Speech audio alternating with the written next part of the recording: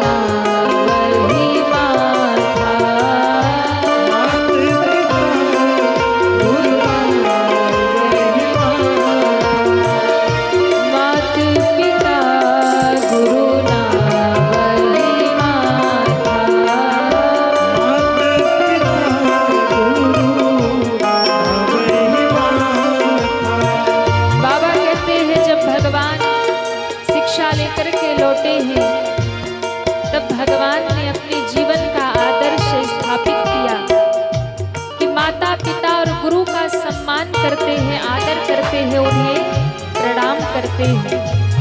प्रत्येक व्यक्ति को राम जी से जीवन में ये मर्यादा ग्रहण करनी चाहिए, राम जी से ये आदर्श ग्रहण करना चाहिए कि भैया आप कितने भी बड़े हो जाओ, आप कितने भी बड़े पद पर बैठ जाओ, आप कितने भी ज्ञानवान हो जाओ, आप कितने भी विद्वान हो जाओ, पर जब माता पिता और गुरु के सामने जाओ तो श्रद्धा से झुक जाओ। क्यों? क्योंकि कितने भी विद्वान हो जाओ, ज्ञानवान हो जाओ, धनवान हो जाओ, माता पिता और गुरु से बड़े आप कभी हो सकते नहीं है। माँ बाप के सामने जब जाएंगे तो छोटे बालक ही है, गुरु के सामने जब जाएंगे तो शिष्य ही है। इसलिए माता पिता और गुरु इनके सामने जो झुक जाएगा उसे दुनिया में झुकने की आवश्यकता नहीं होगी। इसलिए ये भारत की परंपरा है, ये मेरे राम की संस्कृति है। बड़ों के सम्मान में उनके सामने झुकना,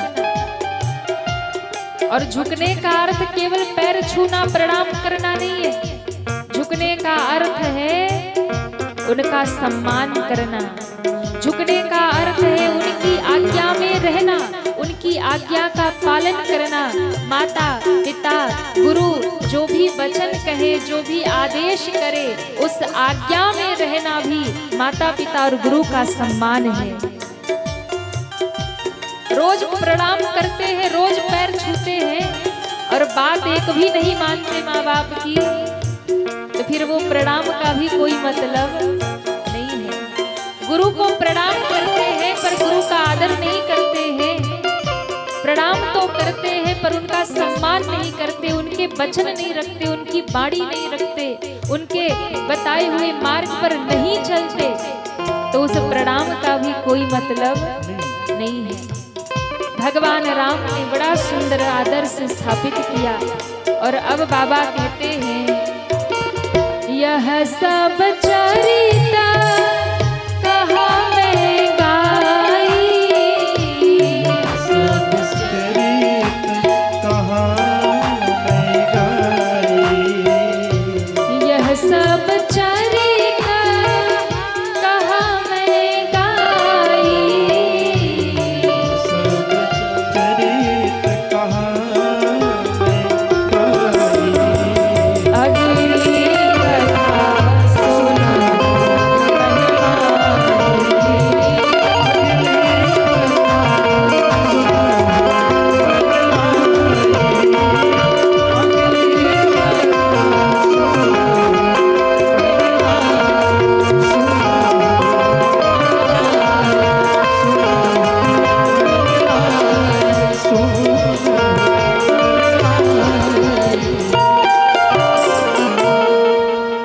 बाबा कहते हैं यह सब चरिता कहा मैं गाई, अगली कथा सुनहु मन लाई। अब आगे की कथा क्या है? तो कहा अब आगे की कथा बड़ी महत्वपूर्ण कथा है। अब आगे कथा में एक संत का आगमन होने वाला है। कौन से संत हैं? गोस्वामी जी कहते हैं विश्वामित्र महामुनि ज्ञानी, बसहि विपिन शुभ आश्रम जाने। एक महात्मा है जो अयोध्या और जनकपुर के बीच में रहते हैं। क्या नाम है? गोस्वामी जी ने उनका परिचय कराया। विश्वामित्र महामुनि ज्ञानी। कौन है महात्मा? तो कहा नाम है विश्वामित्र। कैसे महात्मा है? तो कहा मुनि नहीं, महामुनि। विश्वामित्र महामुनि, और केवल महामुनि ही नहीं है, बड़े ज्ञानी भी हैं। रहते कहाँ हैं? बसहि विपिन शुभ आश्रम जाने। अयोध्या और जनकपुर के मध्य में बक्सर, बिहार में एक स्थान पड़ता है बक्सर। बक्सर क्षेत्र में बाबा का आश्रम है। विश्वामित्र महामुनि ज्ञानी रहते वहां पे। और देखिए विश्वामित्र महात्मा जो है ना, ये बहुत विलक्षण महात्मा है, बड़े वैज्ञानिक महात्मा है। यज्ञ करते हैं विश्व मंगल के लिए, जब करते हैं तब करते हैं। क्योंकि जो संत होते हैं ना, उनका जीवन स्वयं के लिए नहीं होता, संतों का जीवन दूसरों के लिए होता है। संत महात्माओं का जो जीवन होता है वो अपने लिए नहीं जीते हैं, वो दूसरों के लिए जीते हैं। महात्मा का जो स्वभाव होता है वो मक्खन की तरह होता है। संत हृदय नवनीत समाना। संतों के हृदय को उपमा दी गई है कि संतों का जो हृदय होता है वो मक्खन की तरह होता है। तो किसी ने कहा कि देखो मक्खन तो जब उसको ताप लगता है, गर्मी लगती है तो पिघलने लगता है, तो क्या महात्माओं का हृदय भी पिघलता है? क्यों? उनका तो अपना घर परिवार होता नहीं, उनका तो अपना कोई होता नहीं, वो तो वैरागी होते, उनका हृदय कठोर होता होगा। बोले नहीं, संतों का हृदय मक्खन के समान होता है, पर अंतर इतना है कि मक्खन ताप लगने पर, गर्मी लगने पर पिघलता है, और संतों का हृदय दूसरों का कष्ट और दुख देख करके पिघल जाया करता है। ये अंतर है। तो संतों का जो हृदय होता है वो बहुत कोमल होता है। कई बार लेकिन लोग महात्माओं से गलत अपेक्षा रख लेते हैं, बोले महात्मा बड़े क्रोधी होंगे, श्राप देने। अब श्राप देने में तो एक ही महात्मा बड़े फेमस हैं, वो दुर्वासा जी हैं। हाँ, दुर्वासा जी। अब वो युगों की बात है, सतयुग त्रेता द्वापर तक दुर्वासा जी का श्राप चलता रहा, पर कलयुग में उनके दर्शन ही नहीं होने महाराज। तो आज भी कई बार महात्मा बड़े उग्र होते हैं, कई, ऐसा नहीं है, लेकिन महात्मा कई बार कठोर यदि बोल भी देते हैं, कई बार महात्मा यदि आपको डांट भी दे, फटकार भी दे, आप पर क्रोध भी कर दे, तो उस क्रोध में भी, महात्मा की उस डांट में भी, फटकार में भी आपका हित छुपा होता है, आपका कल्याण ही करेगा। संतों का हृदय कोमल है, पर हित की भावना से भरा है। उन्हें अपने दुख सुख का नहीं, उन्हें अपने जीवन के दुख सुख का नहीं रहता कि मुझे ये सुख मिले। संत दूसरों के लिए जीते हैं, परोपकार से भरा होता है महात्मा का हृदय। लेकिन कई बार लोग महात्माओं को समझ लेते, अरे महात्मा बड़े क्रोधी हैं, महात्मा तो बड़े, देखो कई विलक्षण महात्मा होते हैं ना, कईयों, जैसे महाकुंभ जब लगता है ना, तो कुंभ में कई ऐसे महात्मा जो बैठ के गाली भी देते हैं। हाँ, जो आए उसको गाली दे, कई महात्मा डंडे उठा के मार दे। तो ये भी कई महात्माओं का स्वभाव होता है, पर वैसे तो महात्मा का स्वभाव यही होता है कि वो करुणा करें। जिसके हृदय में करुणा भरी है, प्रेम भरा है, वही महात्मा है। जिसके हृदय में प्रभु के प्रति प्रेम है और चराचर जगत के प्रति प्रेम है, वही महात्मा है, वही संत है। लेकिन कई बार महात्माओं को क्रोध भी करना पड़ता है जब दुनिया वाले परेशान कर देते हैं। और कई बार तो कुछ ऐसे भी होते हैं मूर्ख, जो महात्माओं को तो उपहास करते हैं, हंसी करते हैं कि अरे देखो बाबा जी हैं, बाबा जी हैं। हाँ? कई बार माताएं जो होती है ना, बच्चों को जब बच्चा बात नहीं माने ना, तो देखो बाबा जी पकड़ ले जाएंगे। हाँ, अब बताओ बाबा जी कोई आतंकवादी है क्या? पर माताएं होती है ना, बच्चों को डराने के लिए ऐसा कहेंगी, महात्माओं को दिखा दिखा के, बोले देखो बाबा जी धर ले जाएंगे, नहीं ऐसे कर लो। बच्चा को लगे कि हाँ महात्मा लोग तो आतंकवादी होते हैं, धर ले जाएंगे, पकड़ ले जाएंगे। अच्छा, कई बार बड़ी विलक्षण विडंबना होती है। एक बार एक ट्रेन में क्या हुआ कि एक महात्मा जी बढ़िया जोगिया वस्त्र पहने बैठे। अब एक मैया जा रही थी, उसका बच्चा इतना रोए कि चुपई ना हो, कुछ खिलाए तो खाए नहीं, बार बार रोए, चिल्लाए, दौड़े, भागे।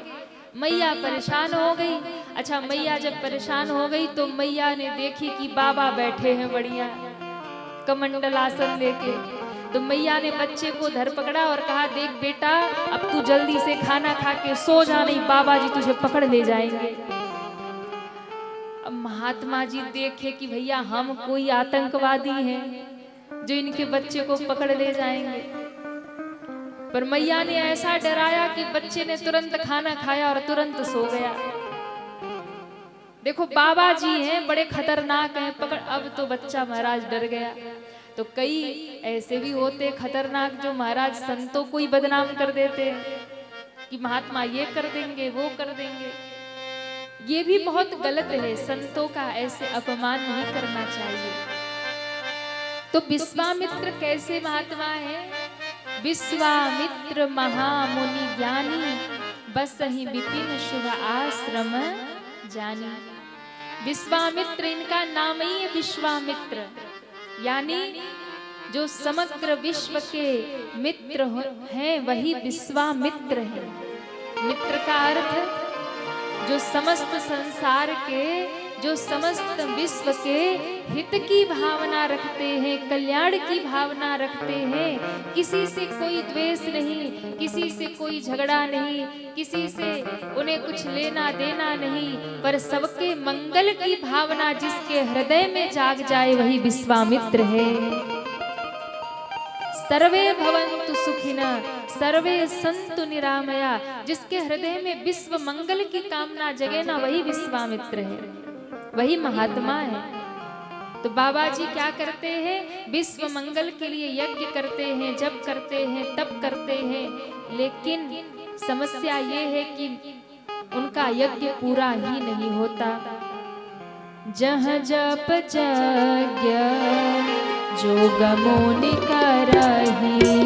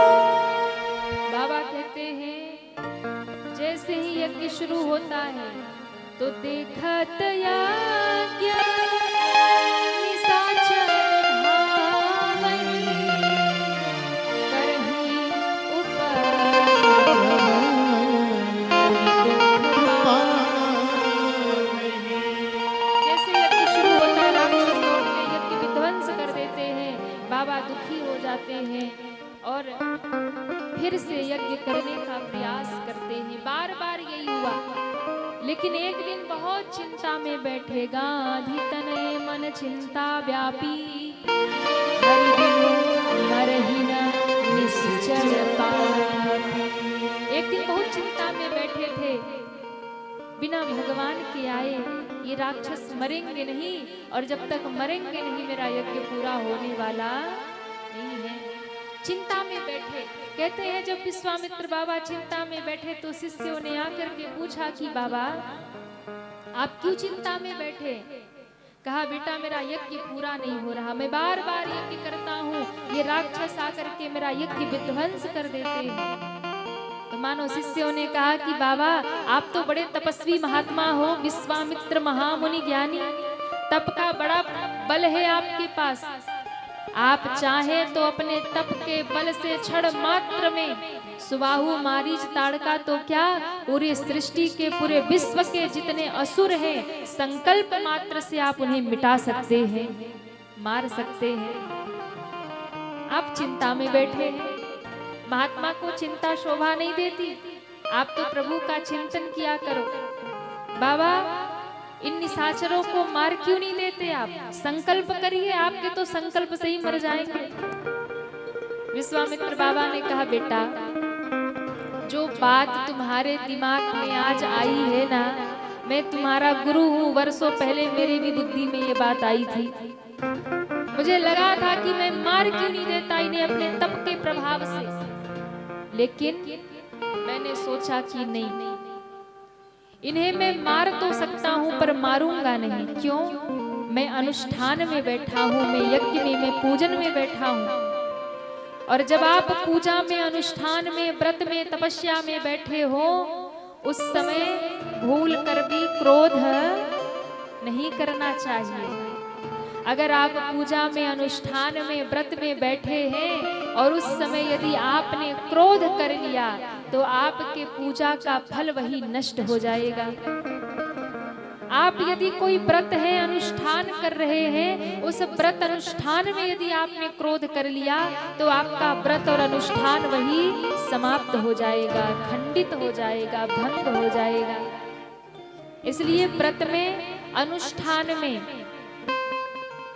पूजन में कभी भी क्रोध नहीं करना चाहिए।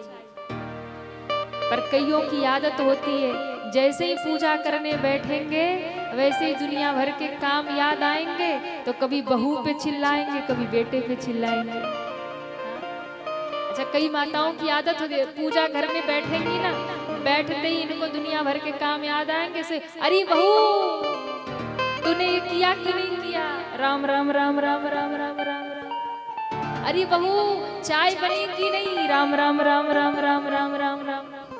इतने में नाती पोतों ने कुछ उत्पात कर दिया, कुछ टूट फूट गया, सो और चिल्ला के चिल्लाई, देख नहीं सकती तुम, राम राम राम राम राम। अब बताओ, ये पूजा हो रही है। अब क्रोध में जब अब अनुष्ठान में भगवान के सामने पूजन में बैठे और बार बार क्रोध कर रहे, पूजा का फल खत्म। इसलिए अनुष्ठान में, व्रत में, पूजन में क्रोध मत करिए। विश्वामित्र बाबा ने कहा, मैं अनुष्ठान में बैठा हूँ, मैं विश्व मंगल के लिए यज्ञ कर रहा हूँ, अगर मैंने क्रोध किया तो मेरा तप भंग हो जाएगा, मेरा अनुष्ठान खंडित हो जाएगा। और दूसरी बात, चलो एक बार अनुष्ठान खंडित करके मैं इन्हें मार भी देता, लेकिन मैं मार तो दूंगा, पर एक कारण है, क्या? मारने का सामर्थ्य तो इस विश्वामित्र में है, मार तो सकता हूं पर मैं इन राक्षसों को तार नहीं सकता। मैं मार सकता हूं पर तार नहीं सकता। हरि बीनु मरहि न निश्चर पापी। मैं अगर इन्हें मारूंगा तो मार दूंगा पर तार नहीं सकता, पर यदि ये प्रभु के हाथ से मरेंगे तो मरते ही तर जाएंगे, इनका उद्धार हो जाएगा। इसलिए मैं मार तो सकता हूं पर तार नहीं सकता। मारने का सामर्थ्य है, तारने का सामर्थ्य तो राम में है। शिष्यों ने कहा, गुरुदेव आप मार दीजिए, तरे न तरे ये तो उनकी समस्या है, आप तो मार दो, तरे न तरे वो तो वो जाने। विश्वामित्र बाबा ने कहा, ये भी बात सही है, पर मैं इन्हें मार दूंगा लेकिन 10 मिनट बाद फिर पैदा हो जाएंगे, क्योंकि असुर है, मायावी है। तो इनसे छुटकारा तब मिलेगा जब ये प्रभु के हाथ से मरेंगे। जब ये प्रभु के हाथ से मरेंगे तो तरेंगे, और जब तरेंगे तो सदैव के लिए मुक्त हो जाएंगे, प्रभु से ही जाकर के मिल जाएंगे। इसलिए प्रभु के हाथ से मरे। मार तो दूंगा पर तार नहीं सकता, और यदि मार दिया और तरे नहीं तो फिर से प्रकट हो जाएंगे, मायावी है। इसलिए अगर राम जी के हाथों ये मरे तो राम जी के हाथों मरते ही ये तर जाएंगे, इन्हें मुक्ति मिल जाएगी, और ये सदैव के लिए प्रभु के चरण में विलीन हो जाएंगे। इसलिए हरि बीनु मरहि न निश्चर पापी।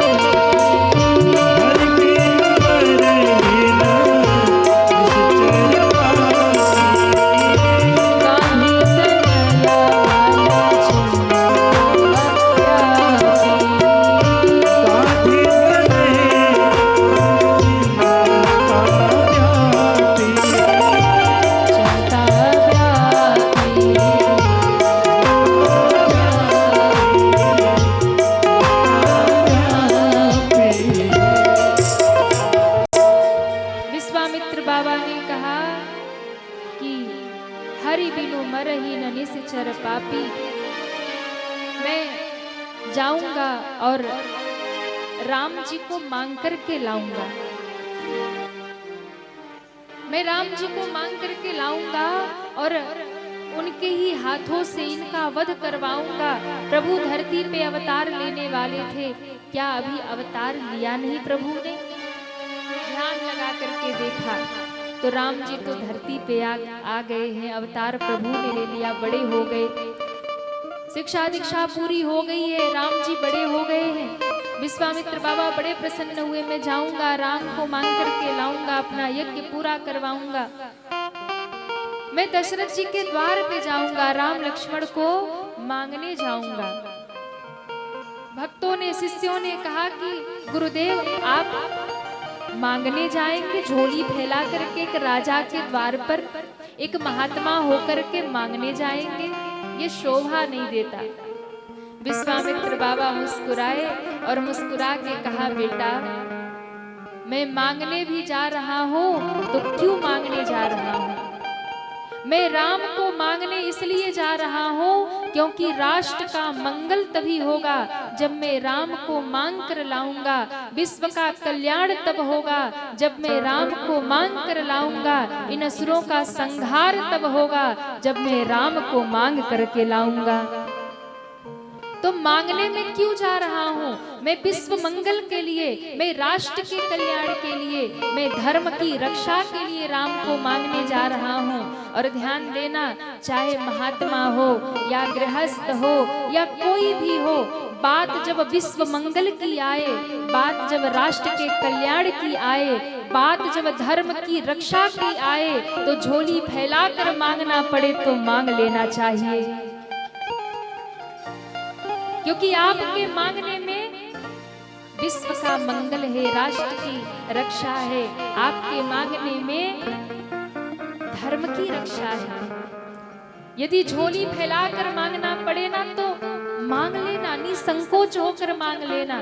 जब बात धर्म की रक्षा की आई, जब बात विश्व के कल्याण की आई, तो मांगने में पीछे मत हटना। विश्वामित्र जैसे महात्मा आज धर्म की संस्कृति की रक्षा के लिए दशरथ जी के द्वार पर, एक राजा के द्वार पर एक महात्मा जो राजपाट छोड़ करके मुनि बन गया, ऋषि बन गया, वो आया है मांगने जा रहे राम जी को। क्यों? विश्व के मंगल के लिए, संस्कृति और धर्म की रक्षा के लिए। इसलिए जब धर्म की रक्षा के लिए आपको झोली भी फैलाना पड़े ना तो फैला लेना, उसमें संकोच मत करना।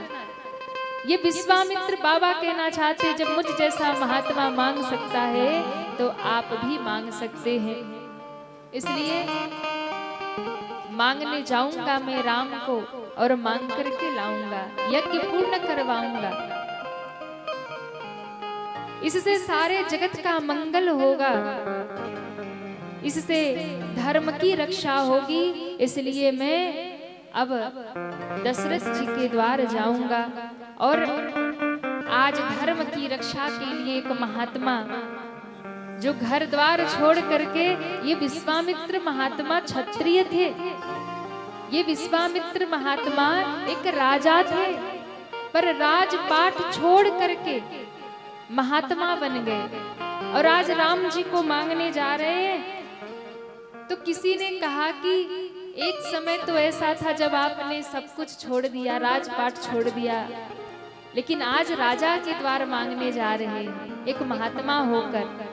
तो कहा, महात्मा होकर के भी मैं मांगने जा रहा हूँ राजा के द्वार, लेकिन मांगने इसलिए जा रहा हूँ क्योंकि राष्ट्र का मंगल हो, विश्व का कल्याण हो, धर्म की रक्षा हो, संस्कृति की रक्षा हो। और एक बात ध्यान देना, मांगने भी जा रहा हूँ तो क्या मांगने जा रहा, मैं कोई दुनिया की वस्तु नहीं मांगने जा रहा, मैं कोई धन दौलत नहीं मांगने जा रहा, मैं तो साक्षात परमात्मा राम को मांगने जा रहा, मैं तो राम को मांगने जा रहा। इसलिए मांगना भी पड़े तो राम को मांगा करिए, प्रभु को मांगा करिए। दुनिया को मांग कर क्या होगा? दुनिया की मांग मत रखो कि हमें संसार मिल जाए, मांगना भी है तो भगवान को मांगो कि हमें राम मिल जाए। आज विश्वामित्र बाबा चले अयोध्या की ओर और मन ही मन प्रभु का ध्यान लगाए, मन ही मन गाते जा रहे हैं, अरे जाना है राम की नगरिया हो रामा, सवेरे सवेरे जाना है राम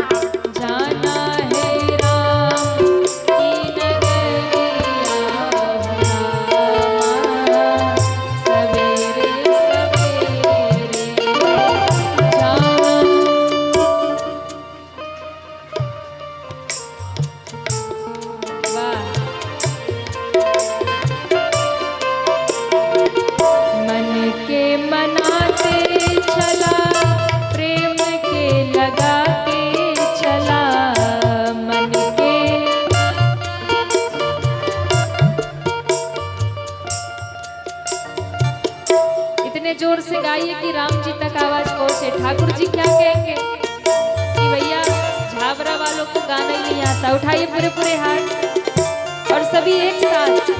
मन के मनाते चला, प्रेम के लगाते चला, मन के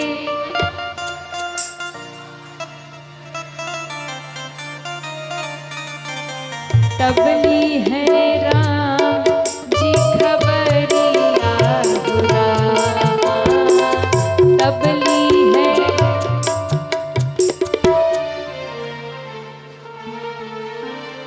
ऐसे नहीं, सभी दोनों हाथ ऊपर करिए पूरे पूरे पीछे तक, सभी दोनों हाथ ऊपर और एक साथ तालियां बजाते हुए।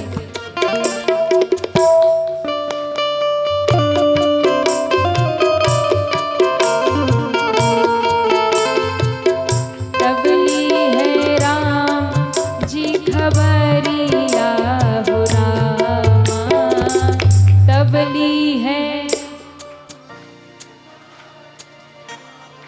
राम। सवेरे सवेरे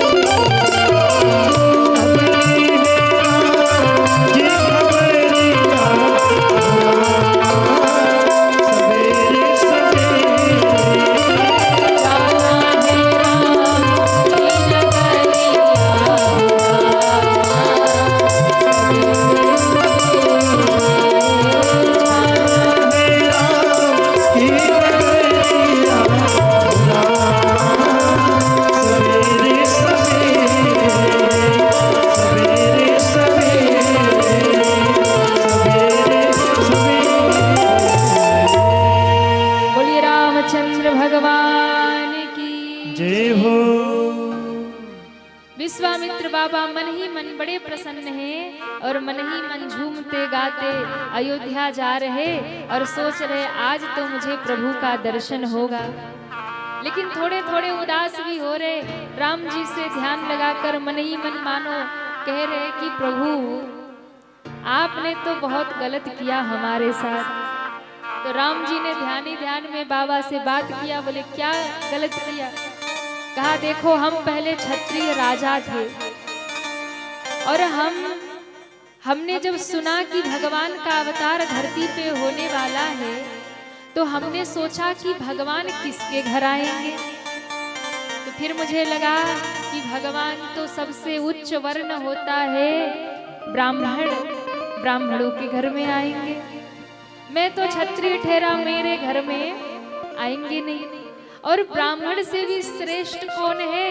बोले एक साधु, एक सन्यासी, एक योगी। तो भगवान कहाँ आएंगे? अरे भगवान गृहस्थ के यहाँ थोड़ी आएंगे, भगवान तो किसी महात्मा के यहाँ आएंगे, किसी साधु सन्यासी के घर आएंगे, जोगी के घर आएंगे, बाबा के घर आएंगे। तो मुझे लगा कि तब मैं क्या करूं। बोले राम जी तो धरती पे आने ही वाले हैं। तो मैं क्षत्रिय था, मैं गृहस्थी था, मैं एक राजा था। मैंने राजपाट छोड़ दिया, मैंने अपना गृहस्थ छोड़ दिया, परिवार छोड़ दिया और क्षत्रिय से ब्राह्मण बन गया। उसके बाद सन्यासी बन गया, योगी बन गया, जोगी बन गया। लेकिन प्रभु आप तो क्षत्रिय कुल में आ गए और ऊपर से गृहस्थी के घर आ गए। राम जी मुस्कुराए। राम जी ने कहा तब? बोले तब क्या करना है? बोले चलो अगर हम अभी भी क्षत्रिय राजा बने रहते तो कोई बात नहीं, आप हमारे घर नहीं आए, दशरथ जी के घर आ गए तो चलो क्षत्रिय राजा रहते तो आप हमारे बेटा न बने तो कोई न कोई रिश्ता ही, हम अपनी रिश्तेदारी ही बना लेते आपसे। लेकिन अब तो हम बाबा जी बन गए, अब तो कोई रिश्तेदारी भी नहीं कर सकते हम आपसे। तो राम जी ने कहा बाबा हमें पाने के लिए वर्ण बदलने की आवश्यकता नहीं है। भगवान ने कहा कि मुझे पाने के लिए ना वर्ण बदलने की आवश्यकता है, ना जाति बदलने की आवश्यकता है, ना वस्त्र बदलने की आवश्यकता है, ना तो 4 आश्रम बताए गए हैं, गृहस्थ आश्रम को भी बदलने की आवश्यकता नहीं है। आप जहां भी हो, जैसे भी हो, अपने विचार बदल लो, मैं वहीं पर तुम्हें मिल जाऊंगा। इसलिए ये सोचना ही व्यर्थ है कि भगवान साधु को मिलेंगे, सन्यासी को मिलेंगे, गृहस्थी को मिलेंगे, ब्राह्मण को मिलेंगे, क्षत्रिय को या वैश्य को या शूद्र को। ये सोचना ही बेकार है। भगवान कहते मुझे पाने के लिए ना जाति बदलने की आवश्यकता है, ना वर्ण बदलने की आवश्यकता है। जहाँ हो, जैसे हो, वही से प्रार्थना करो, मैं तुम्हें वही प्राप्त हो जाऊंगा। ना शरीर बदलने की आवश्यकता है, ना वर्ण, न जाति, कुछ भी मत बदलो। जहाँ हो, जैसे हो, वही से भगवान को पुकार लो। भगवान हर रूप में आपको हर जगह मिल जाएंगे। आज पहुंचे दशरथ जी के द्वार पे, दशरथ जी ने बड़ा स्वागत किया। अब देखो विश्वामित्र जी का प्रसंग इतना विस्तृत है कि अब अगर इसमें हम डूबे ना तो आज की पूरी कथा, आज की नहीं, बाकी जो भी कथा बाकी है ना 2-3-4 दिन की, वो पूरी इसी में निकल जाएगी। इतना गहरा प्रसंग है विश्वामित्र जी का। और मैं आपको कहूँ कि एक बार ऐसी कथा हुई, जब हमने कथा की शुरुआत की तो ठाकुर जी की ऐसी कृपा, मेरे राम जी की ऐसी कृपा कि विश्वामित्र महामुनि ज्ञानी केवल इस अर्धाली पे ही 9 दिन कथा गाई गई, महाराज कथा पूरी ही नहीं हुई। तब कई बार हमें लगा कि अब थोड़ा बाहर निकलना चाहिए। और ये प्रसंग मुझे खींच ही लेता है। जब भी कभी विश्वामित्र बाबा का प्रसंग आता है तो इतने विचार आते कि महाराज फिर हम कथा आगे नहीं बढ़ा पाते। पर अभी हमें बहुत लंबी यात्रा करनी है, जनकपुर तक जाना है, राम जी से धनुष तोड़वाना है। तो विश्वामित्र बाबा का बड़ा भव्य स्वागत हुआ। देखिए, यदि आपके घर में 4 के चरण पड़ते हैं ना, तो 4 के चरण घर में पढ़ना बड़े शुभ माने जाते हैं। अगर आपके घर में 4 लोग आते हैं तो समझिए कि आपके घर में सारे तीर्थ आ गए। कौन कौन से 4 लोग बता दे कि रहने दे? कहिए, बता दे। अरे हाँ या ना? 4 के चरण घर में पड़ना बहुत शुभ माना जाता है। अगर 4 व्यक्ति के चरण आपके घर में पड़ जाए तो समझ लीजिए कि आपके घर में साक्षात गंगा सागर तीर्थ प्रकट हो गया है। कौन है 4 लोग? तो कहा, शास्त्र कहता है सबसे पहले जामाता के चरण, जमाई, जमाई समझते हैं ना, दामाद, अलग अलग भाषा अलग अलग होती है जगह की। तो सबसे पहले यदि आपके घर में यदि दामाद के चरण पड़ते हैं तो ये बहुत ही शुभ माना जाता है। इसलिए घर में जब दामाद आए तो उनका खूब सत्कार करो, खूब सम्मान करो, उनका खूब आदर करो। और जब वो विदा हो तो खाली हाथ कभी विदा मत करो। यदि आपके घर में दामाद के चरण पड़ गए तो समझ लो गंगा सागर का पुण्य आपको घर में ही प्राप्त हो गया। दामाद का सम्मान करो तो स्वयं भगवान आप पर प्रसन्न हो जाते हैं। दूसरे बोले, आपके घर में बहन बेटियां यदि आती हैं ससुराल से, आपने यदि बेटी का विवाह कर दिया, बहन का विवाह कर दिया, और वो ससुराल से जब आपके घर आती हैं, आपके घर में बहन बेटियों के चरण पड़ते हैं तो ये भी बहुत शुभ माना जाता है। जितनी भाभियां हैं सब ध्यान से सुने। घर में ननद का आना बड़ा शुभ होता है। अब कई भाभियां ऐसी होती कि ननद आ जाए तो मुंह चढ़ा लेती हैं। अरे देखो रोज रोज चली आती है। हाँ, अच्छा, ननद को भी चाहिए कि मायका ज्यादा पास हो तो रोज रोज ही ना आके भाभी के सर पे बैठ जाए।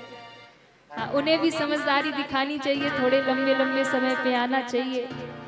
लेकिन भाभियों को चाहिए कि अगर ननद घर में आती है तो ये आपका सौभाग्य बढ़ाने वाला है।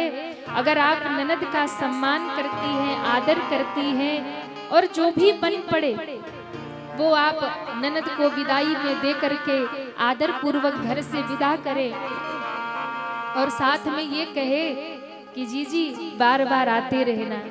हाँ, अच्छा मैयाएं हंस रही है, मामला खतरनाक लग रहा है। अच्छा आप लोग ऐसा करते हैं क्या कि ननद आती है तो मुंह छड़ा लेते? नहीं, अच्छी हैं झाबरा वाली माताएं। घर में ननद के चरण यदि पड़ जाएं तो उनका आदर करो, सत्कार करो। अगर आप घर में आए बहन बेटियों का आदर सम्मान सत्कार करते हैं और प्रेम पूर्वक जो भी बन पड़े उपहार देकर खुशी खुशी उन्हें विदा करते हैं तो आपके घर में कभी धन धान्य की कमी नहीं होगी, सुख समृद्धि और लक्ष्मी की कृपा बनी रहेगी। ये शास्त्र की बात है। और तीसरे नंबर पे भांजा और भांजी के चरण यदि आपके घर में पड़े तो ये अत्यंत शुभ माना जाता है। भांजा और भांजी यदि समय समय पर आपके द्वार आते हैं तो आपका सौभाग्य है ना। भांजा भांजी यानी ननद के जो बच्चे हैं, बेटा बेटी हैं, वो यदि आपके घर में आते हैं तो जो मामा और मामी है ना, इनको चाहिए कि भांजे और भांजियों का आदर करे, सत्कार करे, सम्मान करे। भांजा और भांजी घर में जब आए ना तो उनके चरण प्रक्षालन करो, पांव धो करके अपने घर में छिड़क दो। आपके घर में तीर्थ आ गए। इसलिए वैसे तो मामा जो होते हैं ना, मामा का प्रेम भांजा भांजियों के लिए अलग ही होता है। हाँ, और भांजे भांजियां भी जो होती है ना, उनको भी मामा से अलग ही प्रेम होता है। कोई कह दे मामा के घर जाना है तो महाराज अलग ही खुशी होती है बच्चों को। तो मामा से बड़ा प्रेम होता है, मामा से बड़ा लगाव होता है। क्यों? क्योंकि माँ से भी अधिक कोई अगर प्रेम करता है तो वो मामा ही करते हैं। मामा के घर जाकर बच्चों को बड़ी खुशी मिलती है। क्यों? बोले भैया देखो, अपने घर तो कोई डांट देता है, कोई मार देता है, कुछ मांगे तो नहीं भी देता है, पर मामा के घर में तो बड़ी चलती है भैया, जो मांगो सो मिलता है। कितनी भी मस्ती करो, कितना भी आनंद करो, कोई बोलने वाला नहीं है। और कई मामा खतरनाक भी होते हैं। हाँ, कई मामा शकुनी मामा भी होते हैं। तो हमें उधर नहीं जाना, पर वैसे मामा से भांजे भांजियों का प्रेम बहुत होता है। तो मामा जो होते हैं ना, वो भांजे भांजियों को बड़े प्रिय होते हैं। बच्चों को बिगाड़ने का काम दो ही करते हैं, या तो बुआ करती हैं या तो मामा करते हैं। दो ही बच्चों को बिगाड़ते हैं महाराज। अच्छा, मामा जो होते हैं वो विशेष दुलार करते हैं भांजे भांजियों को। क्यों? क्योंकि देखो, माँ में एक ही माँ है, पर मामा में दो माँ है, तो दुगना प्रेम मिलता है मामा से। और मामा का प्रेम भांजे भांजियों के प्रति होता है, पर कई बार जब मामी आ जाती है तो मामा का प्रेम कम हो जाता है। मामी कहेगी, क्या तुम दिन भर लगे रहते हो भांजे भांजियों के चक्कर में? हाँ, अगर ज्यादा उनको रखना है घर में तो हम ही मायके जा रही हैं। ऐसा नहीं करना चाहिए।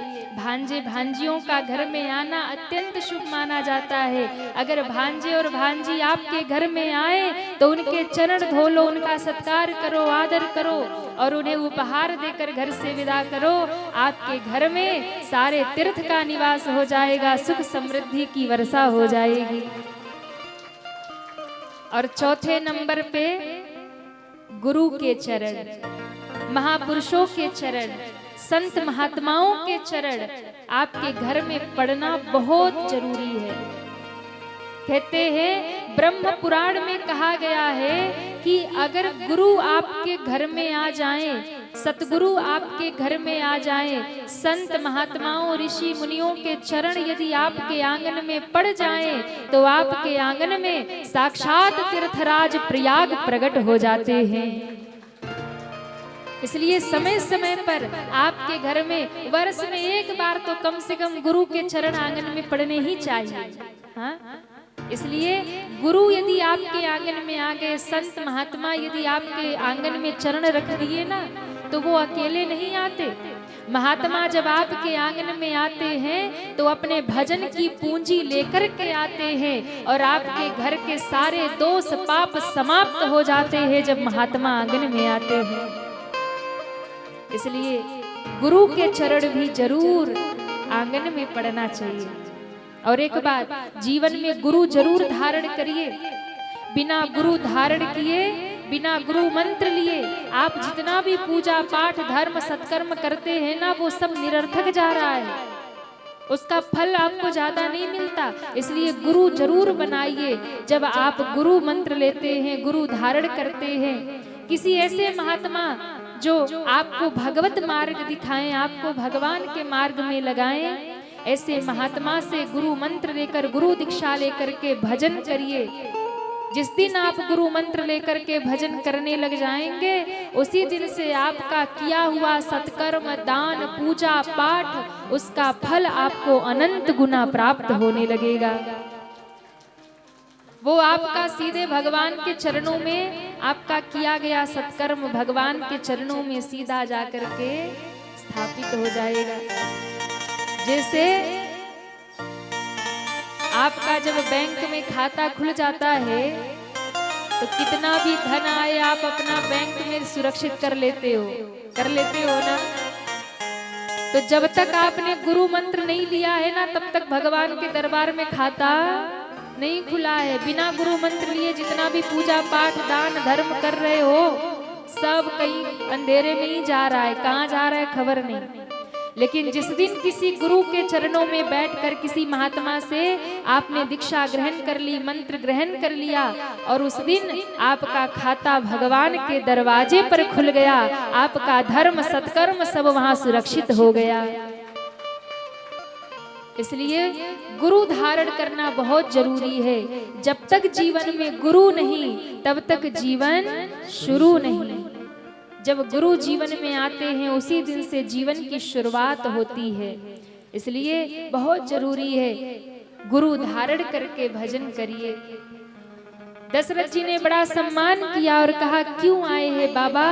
तब कहा, महाराज असुर समूह सतावहि मोहि, असुर समूह सतावहि मोहि, मैं जाचन आयौ नृपतोहि, मैं जाचन आयौ नृपतोहि, मैं जाचन आयौ नृपतोहि, मैं जाचन आयौ नृपतोहि। असुर समूह सतावहि मोहि, असुर समूह सतावहि मोहि, अनुज समेत देहो रघुनाथा,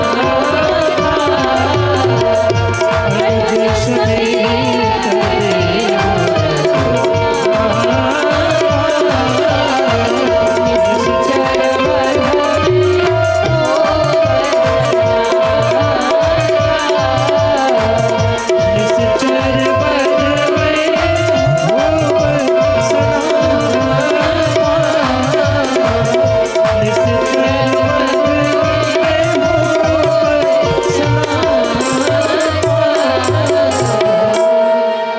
रामचंद्र भगवान की जय हो।